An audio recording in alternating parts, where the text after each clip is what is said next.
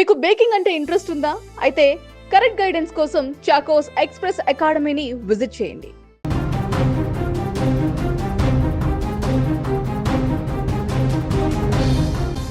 లక్షల రూపాయల ఫీజులు, రాత్రింబగళ్ళు కష్టపడి చదువు, భవిష్యత్తులో వేలాది మంది ప్రాణాలు కాపాడే డాక్టర్లు అవ్వాలనే కలలు.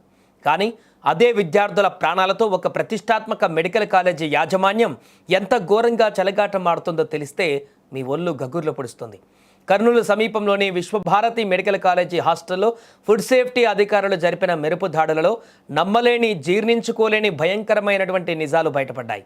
మనం ఇంట్లో పారేసే పాడైన అన్నం కంటే దారుణమైన తిండిని అక్కడ విద్యార్థులకు పెడుతున్నారు. ప్రతిరోజు విద్యార్థులు తినే తిండిలో పురుగులు, దోమలు, ఈగలు దర్శనమిస్తున్నాయి. విశ్వభారతి మెడికల్ కాలేజీలో దాదాపు 1500 మంది విద్యార్థులు చదువుకుంటున్నారు.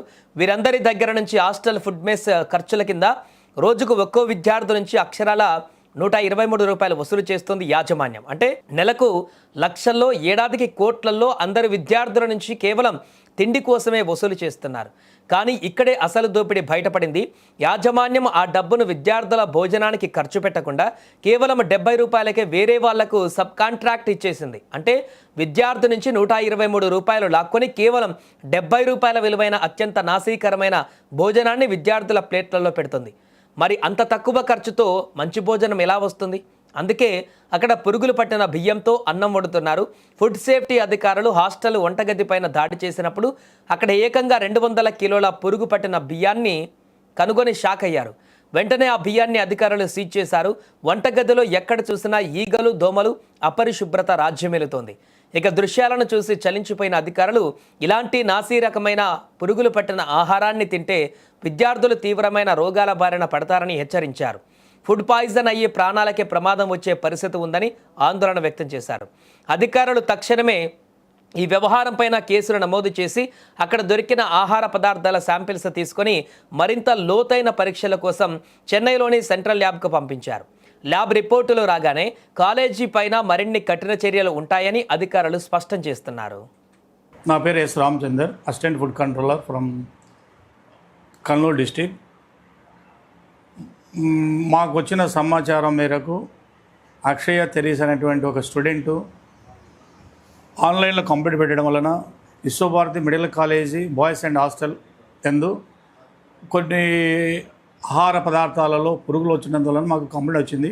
ఆ కంప్లైంట్ని ఆధారంగా మేము 8వ తారీఖు విజిట్ చేయడం జరిగింది.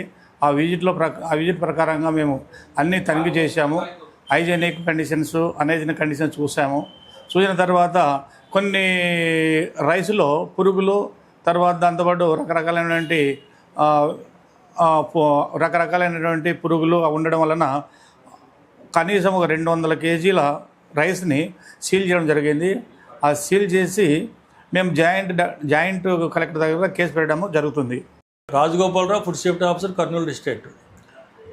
మా ఫుడ్ సేఫ్టీ డిపార్ట్మెంట్కి పీజీఆర్ఎస్లో అక్షర తెరీసా స్టూడెంట్ కంప్లైంట్ ఇచ్చిన అనుసరించి దానిలో భాగంగానే మేము Vishwabharati medical college girls and boys hostel canteen మా ఏఎఫ్సి రామచంద్ర గారి ఆధ్వర్యంలో సడన్గా విజిట్ చేయడం జరిగింది.